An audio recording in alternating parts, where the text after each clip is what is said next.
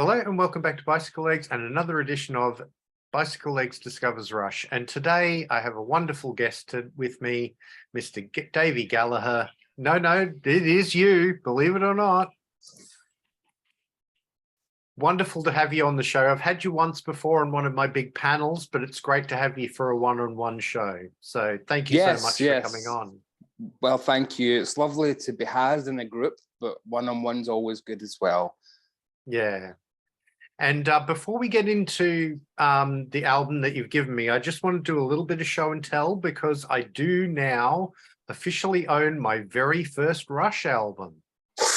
Ooh. And that is Clockwork Angels. Clockwork Angels. Which is the one that I've really enjoyed the most so far. I mean, I've really liked all the albums that I've been given, but this one was the one that really connected with me when I did it with Tim from Tim's Vinyl Confessions. And yeah, great album. So now I officially own some Rush, and I have actually ordered a couple of other ones. So I'm waiting for them to come in the post. So, but yeah, today we've got a pretty iconic Rush album to talk about. So Davey, can you tell us a little bit about the album that you've given me and why you've given me this particular album? Okay. Well, thank you for having me on. No point beating about the bush, as the bishop said to the actress. It's in the title bar below, no doubt. So it's Moving Pictures from 1981. Where's my copy of Moving Pictures? Here's a copy of Moving Pictures anyway, with that wonderful cover. I've always loved the cover of Moving Pictures. That's lovely, isn't it? And why did I give you this? Well, first of all, it's a nice, easy one. It's one of the most iconic Rush albums by far. It's one of the ones that people will know as shorthand for what Rush do. And it's also very much the gateway between the 70s Rush, the proggy Rush, if you like, started out as blues rock Rush, and the 80s Rush, which became quite a different beast, very synth-heavy, poppy, dare I say it. And turned a lot of their own fan base off who weren't willing to accept change because, you know, having the same album over and over again is much more exciting, apparently. So this is very much the gateway, I think. You've already done Permanent Waves, so that gave you some steps in this direction, but I think this is certainly, we're now battering on the door of popdom with this one and ready to go after this into Signals. But yeah, so this is very much the threshold album, if you will, I think, Moving Pictures. Yeah, well, thank you. I've been looking forward to this one because I've known that this is such an iconic album in the Rush catalog. So it's really kind of exciting to get into this one. And I've been listening to this all week, you know, just like I'd listened to it earlier when you first gave me this one. And then I've been sort of intensely listening to it this week and taking my notes and all that sort of thing, and really looking forward to getting into this because the first song on this album is Tom Sawyer. And this, I thought, was the only Rush song I actually knew until I did my first episode with Grant Arthur where we did Permanent Waves.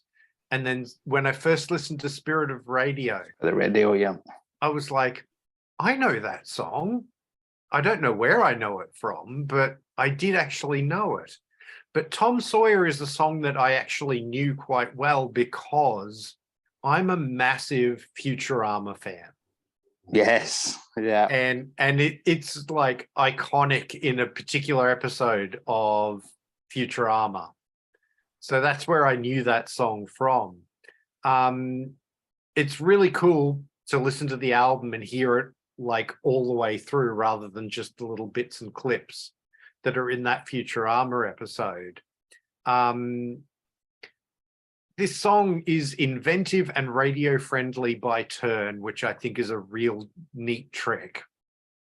I love the 7/8 instrumental section. It's really cool. I feel like Alex's guitar solo has a bit of a Steve Howe vibe to it on this song. Like those sort of I could hear that on a Yes album really easily. The lyrics are sort of about a free spirit, as of course the original Tom Sawyer was very much in those books. And the synth sound on this album, I found it wasn't your sort of typical progressive rock sort of synth sound. It was more something you'd hear in, say, a Gary Newman song or something like that, which I think is really, really cool.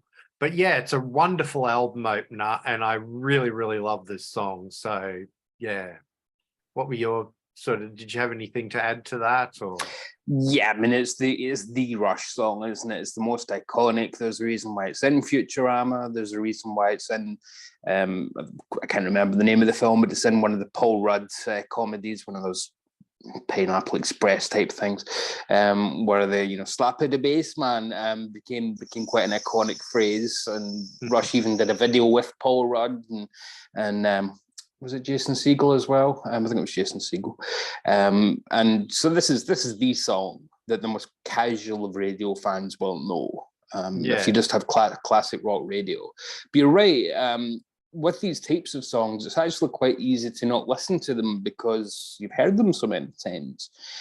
And it's only through hearing it with someone like yourself who's, coming into the catalogue, even though you know this song, that you go, actually, that kind of synthesized whoosh, and then the bass lick at the start. It's one of the most iconic openings to any album ever.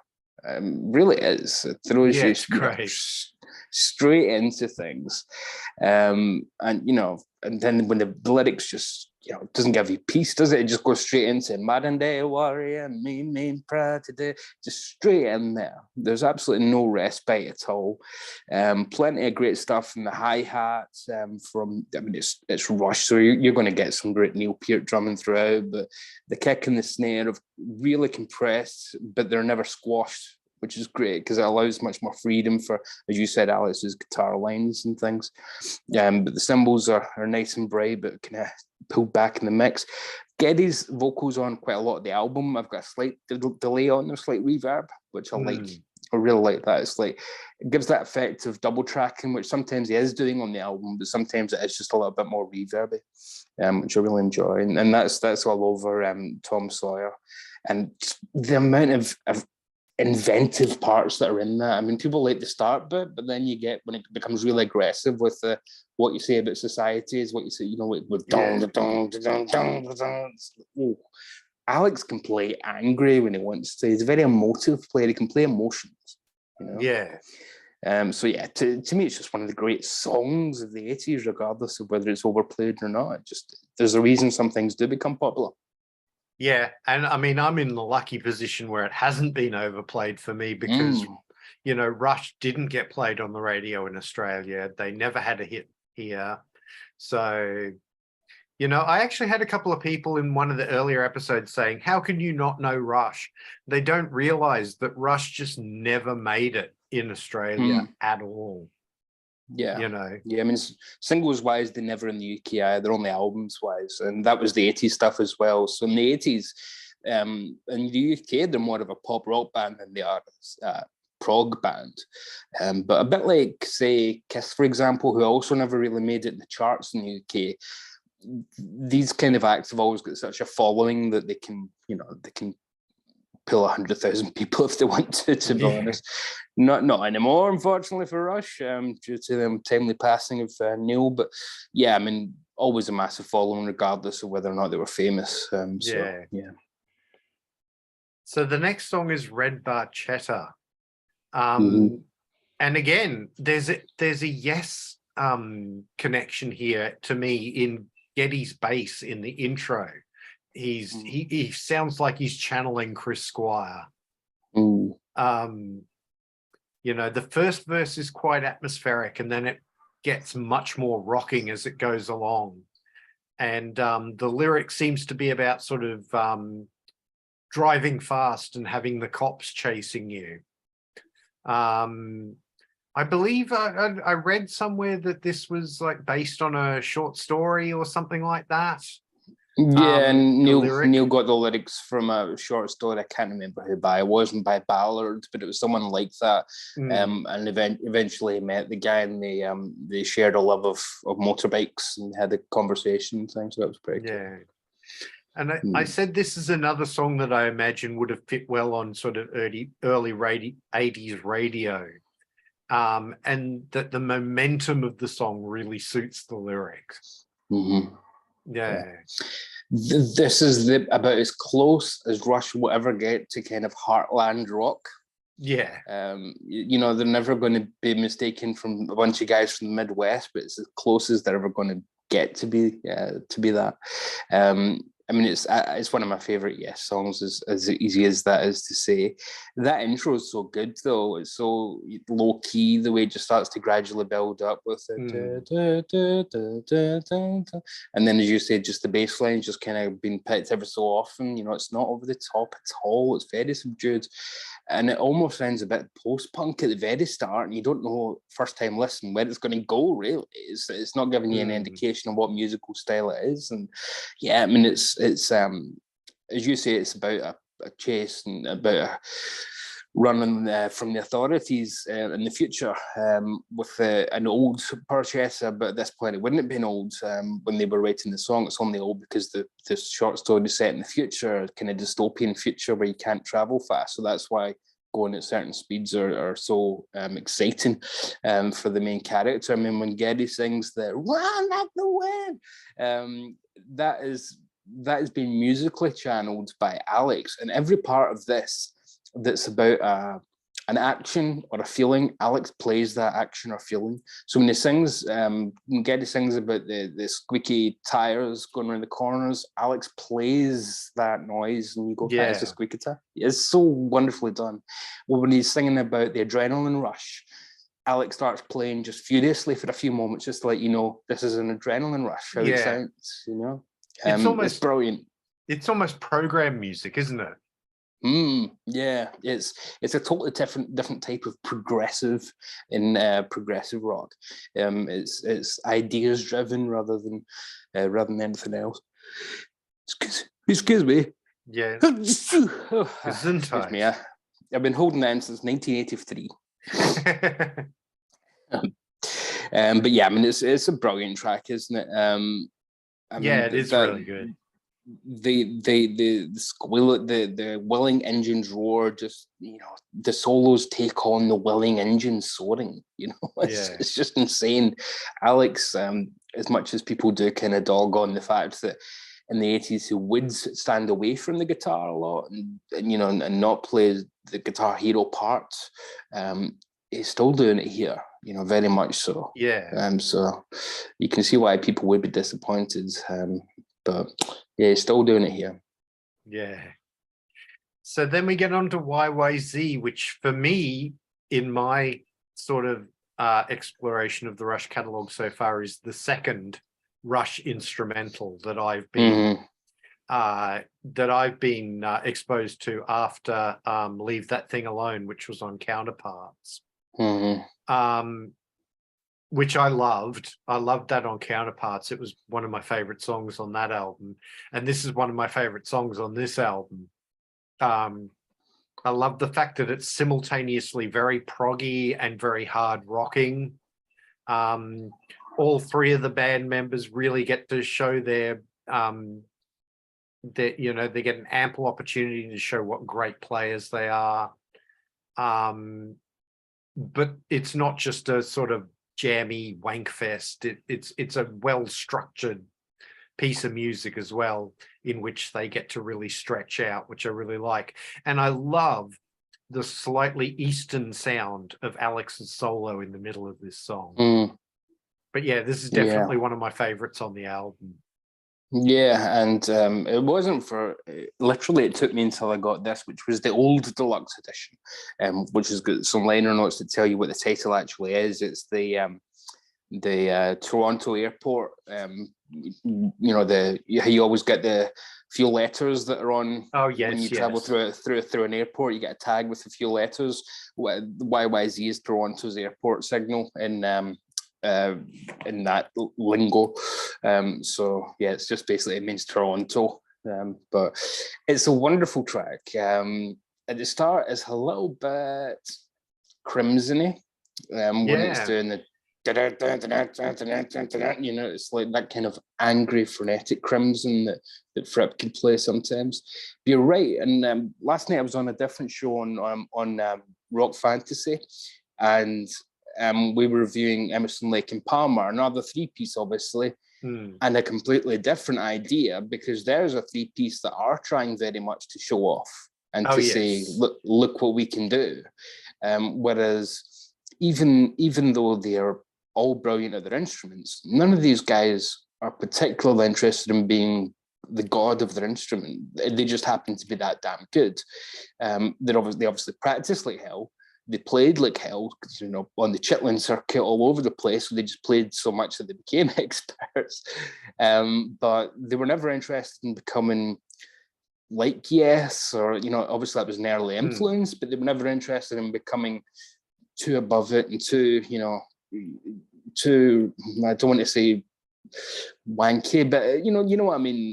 They wanted to stay grounded. I mean, they were intellectuals, but they weren't snooty about music, you know. And I think that maybe comes from an anti-intellectualism that some people have, and then they're good at their instruments, so they want to become intellectual through that.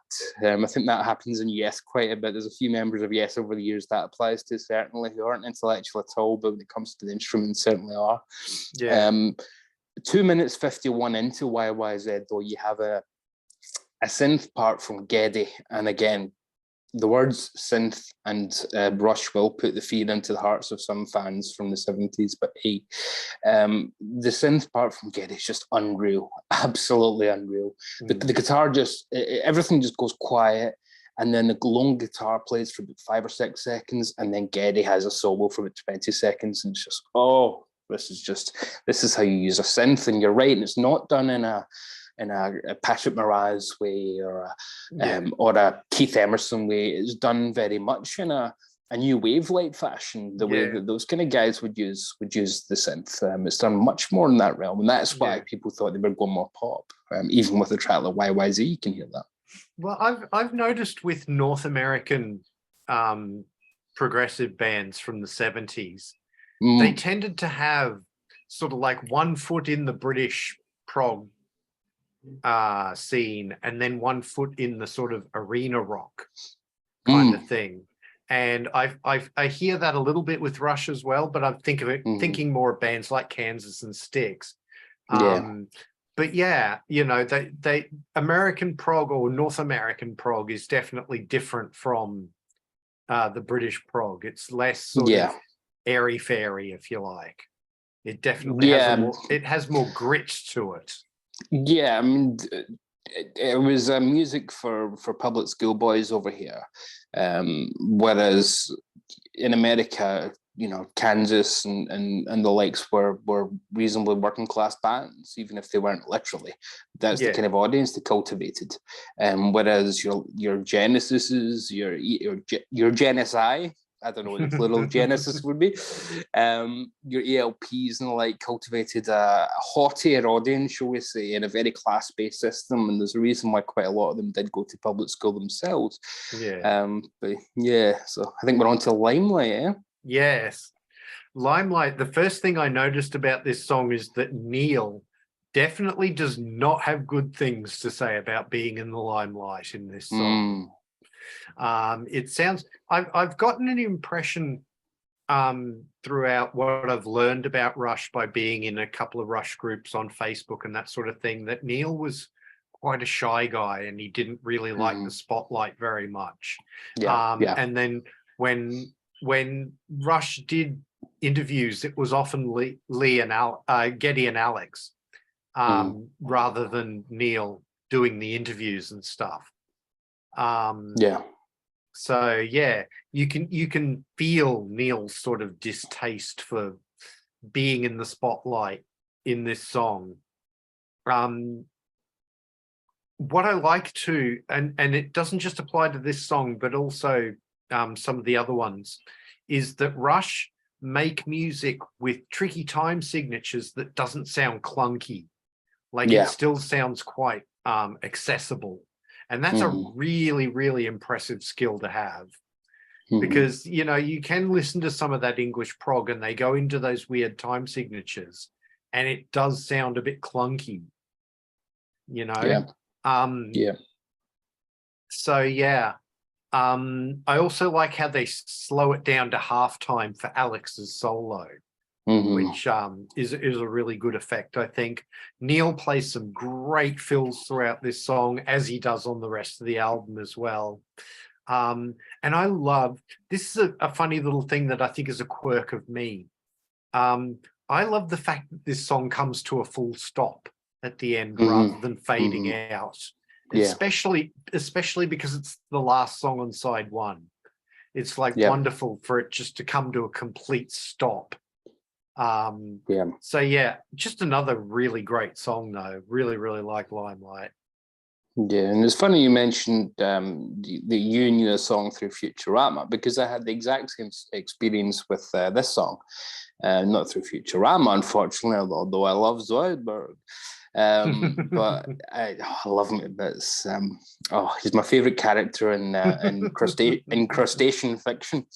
But I had the same experience when I get into Rush, and I was listening to this when I was, I don't know, 14 or so, and this came on Limelight, and I went, "Oh my god, it's the song from Used Cars, the Kurt Russell movie." And I was, brilliant! I loved that film. So yeah, I was excited. I was like, "Oh, good!" I've always kind of wondered where that was or where it's from. When you're young and stupid enough, you don't realize if you just stay to the end credits, it tells you all the tracks in the bloody soundtrack. Yeah, it's a brilliant track, brilliant riff. It's a brilliant riff-led track, which is a bit more a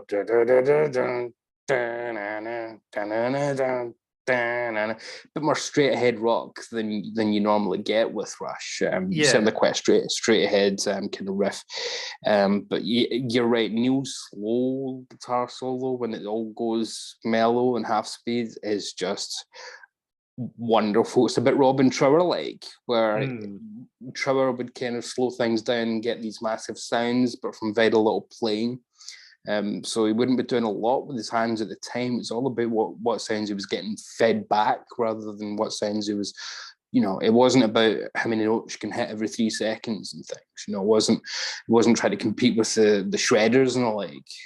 So yeah, but it's also wonderful, wonderful stuff. And while he goes high on that same solo, Geddy is also playing some of the coolest bass lines. Just underneath, and they're so well mixed that you can just listen to Geddy in one ear and just kind of listen along to that and kind of isolate the rest of it almost without needing the isolated track. And it's just wonderful to do that. So you can just kind of bop along to that. And obviously Neil's in the back bashing things, and boy, isn't he just keeping everything together. I mean, wonderful stuff. And you're right, Neil.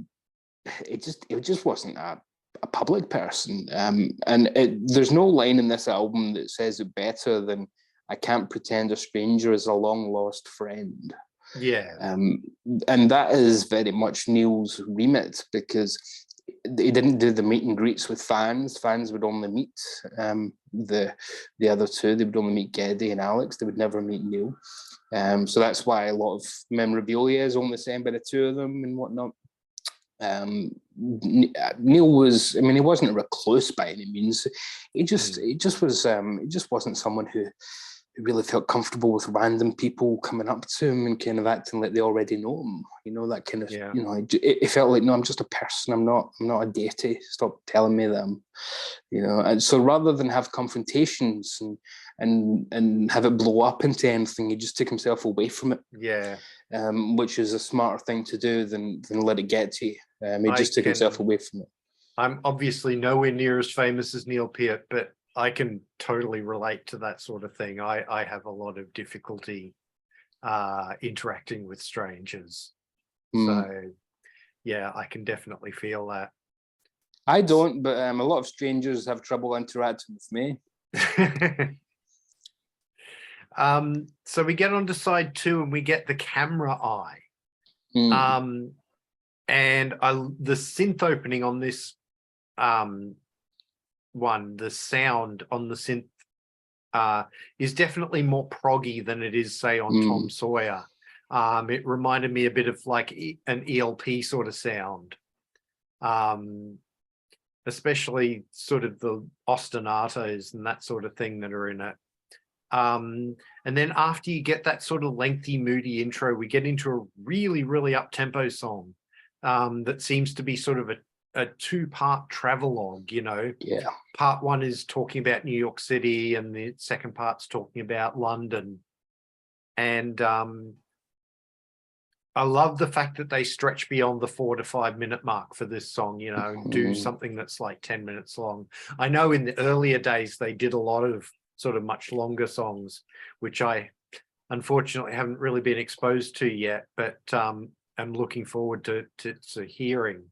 And I love the feel change between the first and the second verses. You get this instrumental section in between them where they go into this completely different sort of tempo and feel for that instrumental section.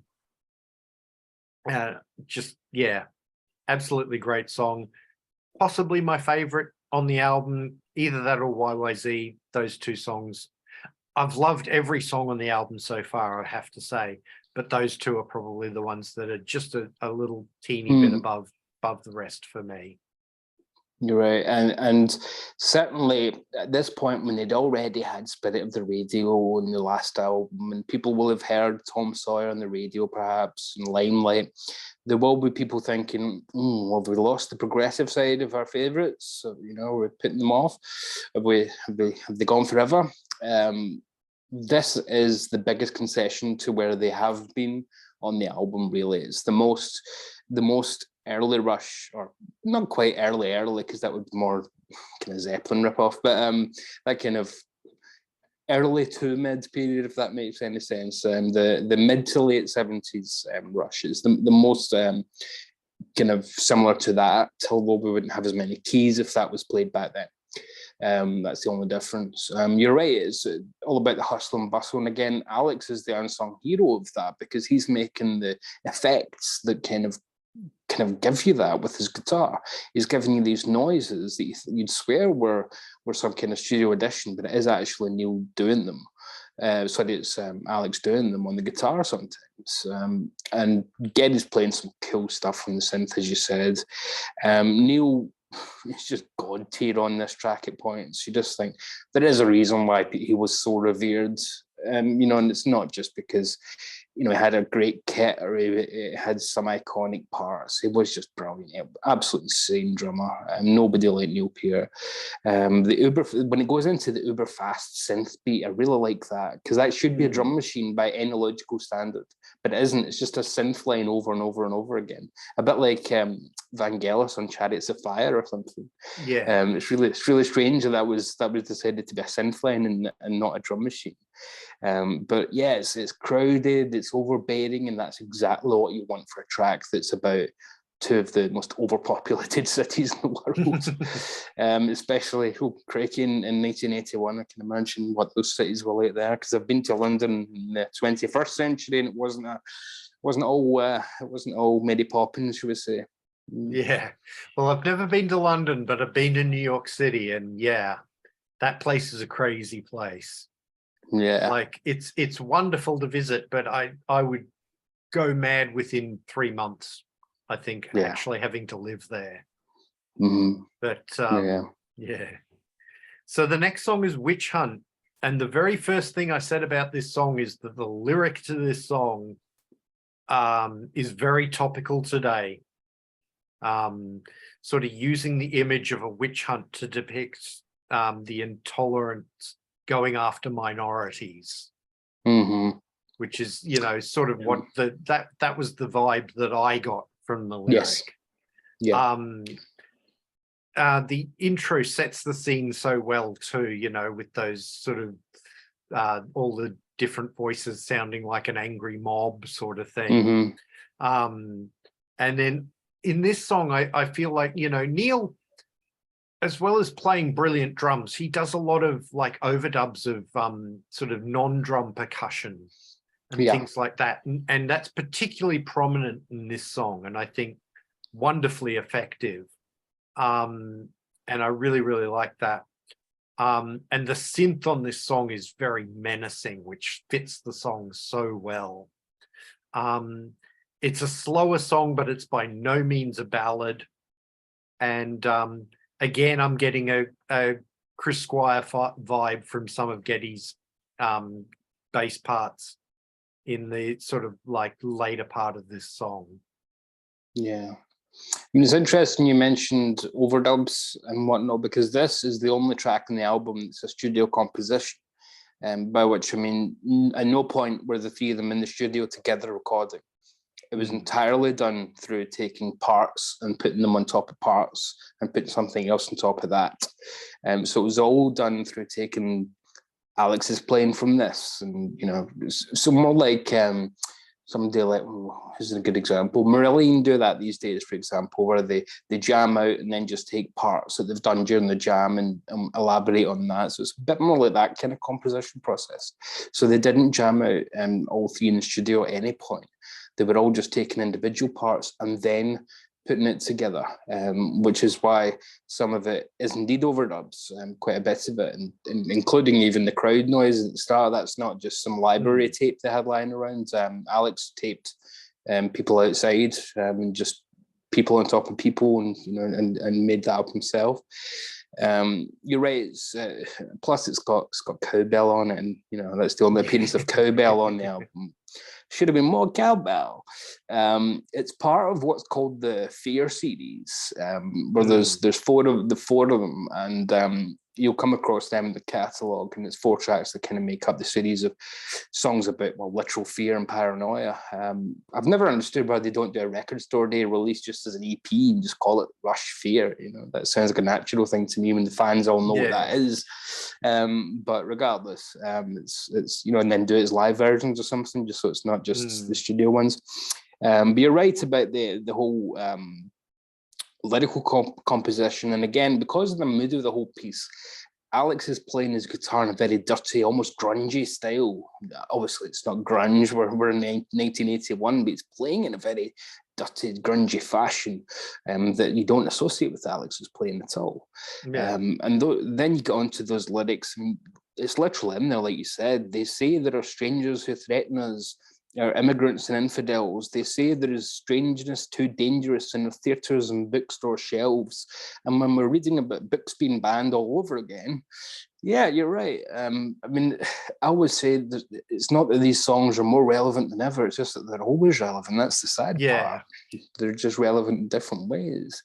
And yeah, slow to understand, ignorance and prejudice and fear walk hand in hand. Yeah, I mean, that could apply to, I mean, we've seen it in the last 10 years, certainly, with the rise of populism once more. But again, that's what goes around comes around. That happened in the 1930s, and it will happen again, no doubt, even if it's defeated this time. But yeah, I mean, it is, you know, that's how a lot of politics has gone in the last 10 years, where you don't appeal to people's aspirations and what you can do for them and their hopes and dreams. You appeal to their fears and their base desires, and you know, it's the immigrants' fault that you don't have a job, and you know, you start telling them that, and it becomes a literal witch hunt. So you're right, it's a very, for a band that aren't associated with protest music, it's almost, you know, it's almost a protest song. Yeah, you know, it could even be, you know, Pete Seeger could be singing this with his banjo or something, lyrically, at least. So yeah, I find this lyric very relevant today in the sort of witch hunt against trans people and drag queens and things like that. So yeah. But we finished the album with Vital Signs, and when I've been talking to, like, in earlier episodes of this series, particularly when I was talking to Grant when we did Permanent Waves, and when I talked to Todd when we were talking about Power Windows, they were talking about the influence of the band The Police on Rush. And I feel like this is one of those songs where you can really hear that Police influence. Yes. But still done in Rush's style. It's not like a total pastiche. It's just more an influence in the music. The lyric seems to be about sort of the sort of confluence between humanity and technology, which is a very, very 80s topic. I think you'll agree. Yeah. I think this is a really good album closer to a really, really good album. So yeah. And you're right about the Police. Alex was quite open in the fact that Stuart was a massive influence on his playing. And the Police were always a band who used sonic texture over one instrument being, you know, the solo thing to focus on. And all good musicians, obviously, but you don't think of Sting as a bass legend, for example. But I think the main difference, because let's be honest, it doesn't sound a bit like the Police. This sounds like Roxanne by the Police musically. It sounds almost. Someone's been copying homework at the back of the class. I think no, it's musically there's more than a little lineage, should we say. But the big reason why Rush could never be the Police, and I don't take the comparison fully, is that they have a jerkiness, they have an outsider's nature that you will never get from Sting. Yes. He's too confident, he's too sexy, if you want to put it that way, he's too macho, he's too alpha to possibly be anything like Geddy Lee, who in his wildest dreams couldn't be described as any of those things, apart from perhaps sexy. Everybody loves a good geek, I think. So, and he's a reader. As John Waters says, never go home with anyone who doesn't have a shelf full of books. The notion that that they are a bit inspired by the Police, I mean, it did push them in a certain direction, because they admit themselves they were listening to a lot of the Police kind of stuff, and that kind of scene that was kind of blending reggae and ska with new wave and two-tone and new romantic, and all kind of putting it in a blender, you know, and seeing what comes out of the other end. And it wasn't for everybody. I mean, you can imagine people thinking, why am I listening to Rush doing this kind of cod reggae kind of thing? But to me, you're right, it's all done through the Rush filter. And when it's done through such a unique filter as Geddy's voice and all their playing styles, it can't ever be a true copy, a true clone of anything. It's always going to be their version. And you'll discover that when you come to their covers EP. You know, when they see how they put twists on other people's music. And then when it starts to fade out, Alex plays this great riff that then goes into this kind of almost hack and slash type playing, where he's almost playing in a punky style where he's not really caring what he's hitting at that point. And Geddy's repeating the line about everybody got to deviate from the norm. Everybody got to deviate from it, and he's repeating that as it fades, and Alex is almost just going to batter him whatever comes to him. And that's kind of the mission statement for where they end this chapter of the Rush story, because they are now going to deviate from the norm. And anybody that thinks of Rush as a progressive rock band, well, they had 5-6 years of it, perhaps, arguably, but you know, for a decades-long career, for a 40-year-long career, that's not a massive part of your life. And what you've discovered in albums that you've listened to, that are post the progressive era, is they can be a lot of different things. They're not pigeonholed by progressive rock at all. But some people will not accept anything that hasn't got a Roger Dean art cover, and you know, and comes with all sorts of fantasy elements in it. You know, other bands have discovered it too. When Yes tried to do Beverly Hills 90215, or whatever it was called, you know, they obviously had a massive success, but they lost some of their own progressive fans. And that always amuses me, the idea that people like the notion of progressive rock, as long as it progresses, but then stays exactly where they want it to progress to and no further. You know, Yeah. you think, oh, so you like to progress and then stand completely still. I'm not sure that is terribly progressive. No. But luckily we have 3 musicians here who were not interested in, pardon the pun, but Time Stand Still from later on in the decade. They weren't interested in that.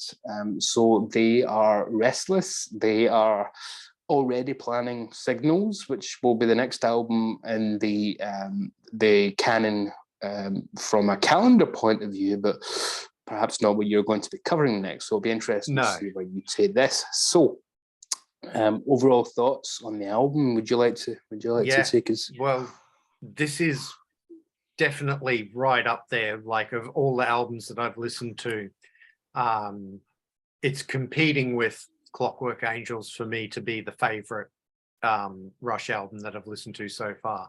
So much so that I have bought a copy of this album, and I was very pleasantly surprised to find that it turned up before the show did. So there you go. I now have my second Rush album. Hey, there you go. And yeah, really looking forward to giving this more plays and getting it into a heavy rotation for a while, I think, in my listening for the next couple of months. So, I mean, as I said, I've been listening to this album, like when you first gave it to me, like a few weeks ago, I listened to it for the first time and I was like, yeah, I need this album. I need to have a copy of this album. So I was lucky enough to go on Discogs and find one that wasn't too expensive, and had to come from the UK, but because very little Rush, as I say, they were never popular here. So when you see Rush albums like sold by Australian artists, 1, they're rare, and 2, they're usually charging stupid prices for them. So I don't tend to buy them from Australian sellers for that reason. So luckily I was able to get this one at a good price from a UK seller on Discogs. But yeah, absolutely wonderful album. Now that you mention it, growing up, we used to get a lot of Australian TV. Yeah, and I don't remember Rush being on the soundtrack to Sons and Daughters, The Flying Doctors, Neighbours, Home and Away, Prisoner Cell Block H. None of them had Rush in it. I think they were missing that, frankly. Madge from Neighbours would have loved Rush, I think. Yeah.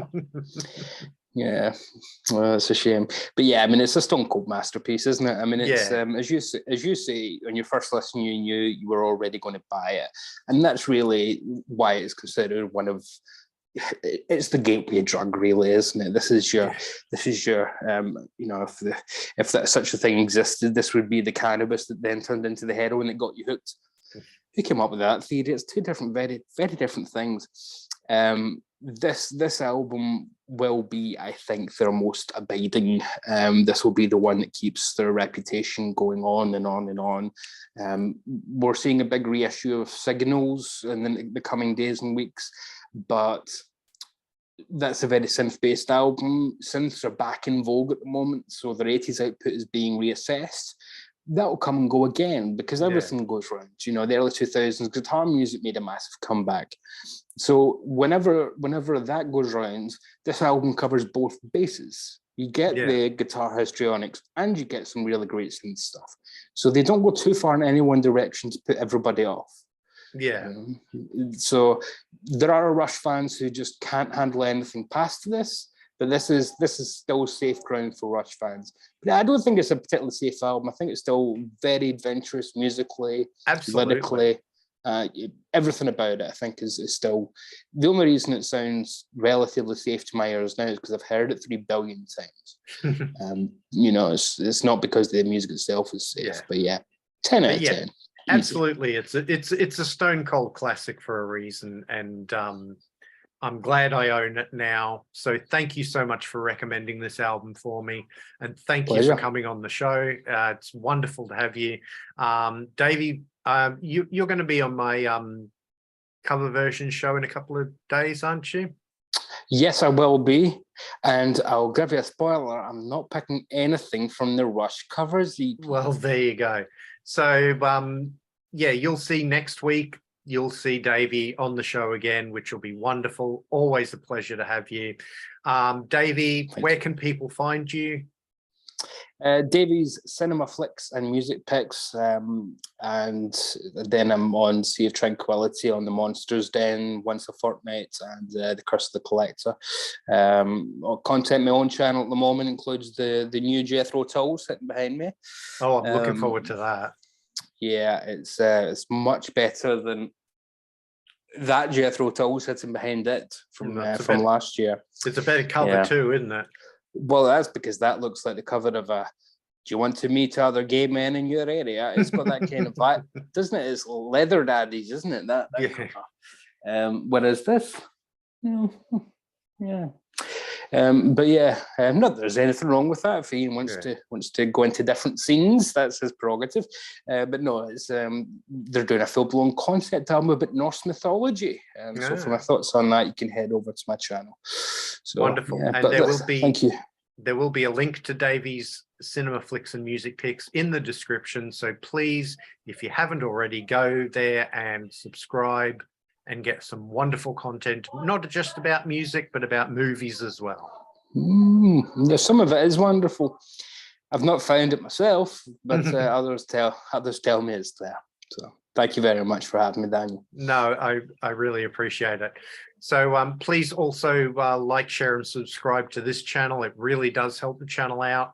If you're new to the channel, please go and have a look at some of my other videos. Everything's playlisted, so if you want to look at some of my other Bicycle Legs Discovers Rush episodes, there's a playlist for those. Or if you want to look at my Studio Albums Ranked shows, there's a playlist for those. Or if you want to look at my In Defense Of series, just had an episode of that come out last week with Reed, which was wonderful. There's a playlist for those, and so on and so on. If you want to follow me on social media, I'm at Bicycle Legs on Instagram and Twitter. I also have a dedicated Facebook page for Bicycle Legs as well. So please come and give that a like, check it out, come and join in the conversation. Really, really appreciate it. Thank you very much for watching, and I'll see you in the next one.